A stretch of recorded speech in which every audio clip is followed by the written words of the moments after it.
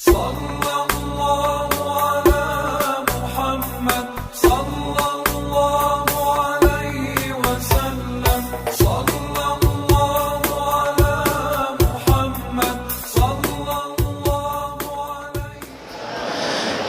بسم الله والحمد لله والصلاة والسلام على رسول الله سيدنا محمد بن عبد الله وعلى آله وصحبه ومن والاه لا حول ولا قوة إلا بالله العلي العظيم سبحانك لا علم لنا إلا ما علمتنا إنك أنت العليم الحكيم رب اشرح لي صدري ويسر لي أمري واحلل عقدة من لساني يفقهوا قولي.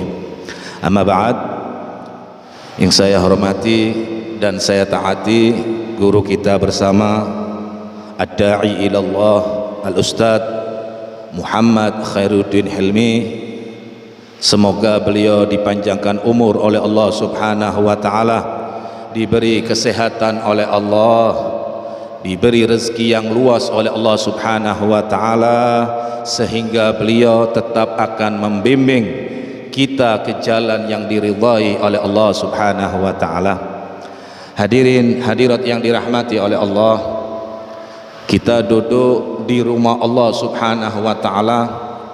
Sedikit saya sebetulnya ikut hadir saja, karena saya Pak tinggal di Kalimantan. Beliau Al-Ustadz Khairuddin ini bisa saya katakan juga guru saya. Beliau adalah seorang yang diberi ilmu oleh Allah subhanahu wa ta'ala. Tadi saya ingin hadir saja karena diperintah oleh beliau, maka saya sedikit menyampaikan apa yang saya bisa.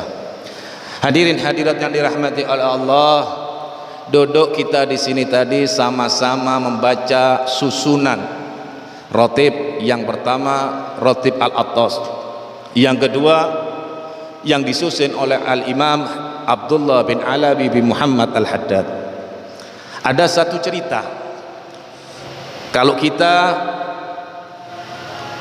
ingin dijaga oleh Allah subhanahu wa ta'ala, ingin dilindungi oleh Allah subhanahu wa ta'ala dari segala macam apapun yang saat sekarang ini kita sama-sama diberi ujian oleh Allah subhanahu wa ta'ala, yaitu penyakit daripada corona tersebut.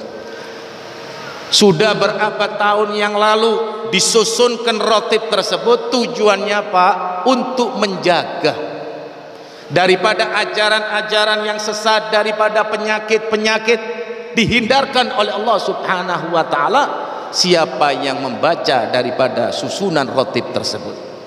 Alhamdulillah kita di tempat ini Al-Ustadz Khairuddin, beliau membacakan bukan untuk beliau saja, 40 rumah ke sana, 40 rumah ke sana, 40 rumah ke belakang, ke samping, dilindungi oleh Allah subhanahu wa ta'ala. Jadi jangan pernah kita ini merasa bahwasannya majelis seperti ini tidak ada artinya. Ar-Rasul sallallahu alaihi wasallam beliau menyampaikan duduknya kita di majelis ilmu. Setelah kita membaca rotib, Al-Ustadz Khairuddin biasa menyampaikan sedikit ilmunya. Duduknya kita, diamnya kita, kadang mendengarkan apa-apa, cuma mendengarkan ilmu tersebut afdol daripada kita sembahyang 1000 rakaat sunnah. Hadirnya kita di majelis seperti ini. Al-Imam Abdullah bin Alawi bin Muhammad Al-Haddad beliau mengatakan, wahai orang-orang yang selalu bermaksiat kepada Allah, datanglah kalian ke majelis-majelis seperti ini, karena majelis-majelis seperti ini tempat turunnya rahmat Allah, tempat turunnya pengampunan Allah subhanahu wa ta'ala. Wahai orang yang selalu lupa kepada Allah, datanglah kalian ke majelis-majelis seperti ini Pak, karena majelis-majelis seperti ini tempatnya orang yang akan mendekatkan diri kepada Allah subhanahu wa ta'ala. Masih untung kita di daerah kita masih ada orang yang mau membimbing kita. Jaga, karena apa Pak?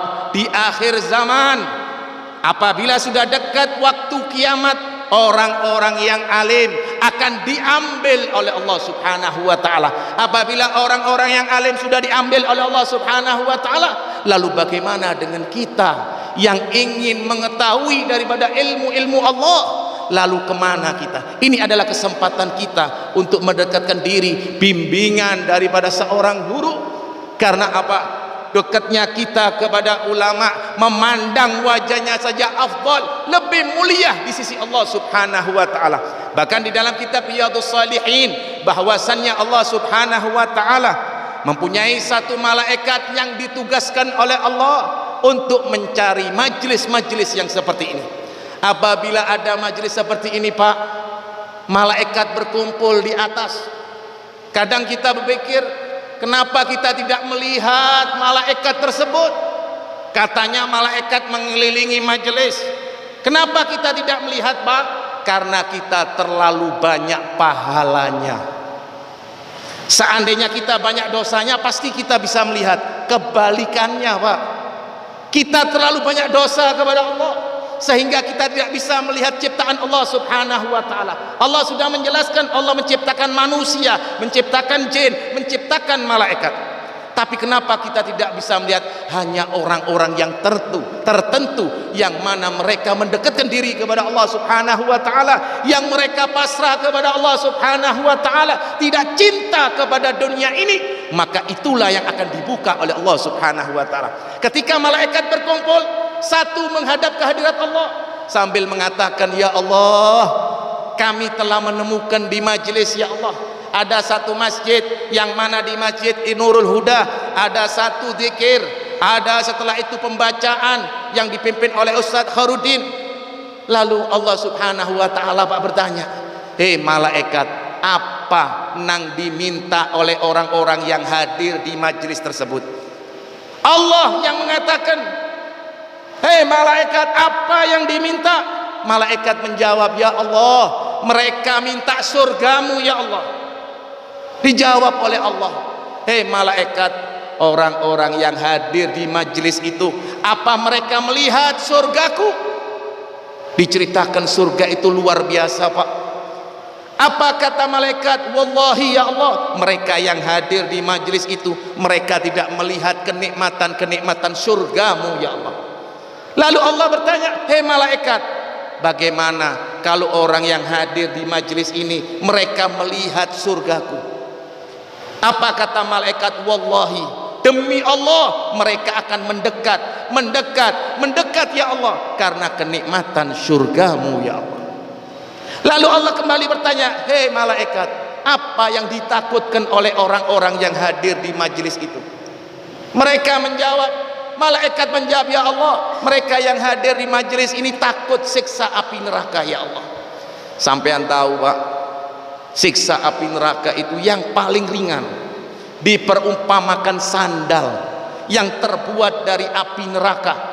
Apabila kita memakai azab Allah yang paling ringan, maka dari atas kepala sampai bawah akan meleleh. Itu azab Allah yang paling ringan. Bahkan riwayat lagi dikatakan, apabila dibuka uap api neraka oleh Allah Subhanahu wa taala, niscaya dunia ini akan terbakar karena siksa Allah Subhanahu wa taala. Lalu Allah Subhanahu wa taala bertanya, hei malaikat, apakah mereka tahu tentang azabku? Dijawab oleh malaikat, tidak tahu, ya Allah. Lalu malaikat Allah Subhanahu wa taala bertanya, hei malaikat, bagaimana kalau mereka melihat azabku? Kata Allah, wallahi ya Allah, mereka akan lari dan lari, ya Allah, karena azabmu, ya Allah. Lalu Allah mengatakan, Pak, ini yang luar biasa. Allah mengatakan, hei malaikat, lihatlah, dengarkan, bahwasannya mereka yang hadir di tempat itu, aku golongkan orang-orang yang ahli majalis. Malaikat bertanya, ya Allah, tadi ya Allah ada satu orang lewat, ya Allah, tidak niat mau hadir majelis ini, ya Allah, lewat mendengar pembacaan Ustadz Kharudin, berhenti duduk di luar, ya Allah.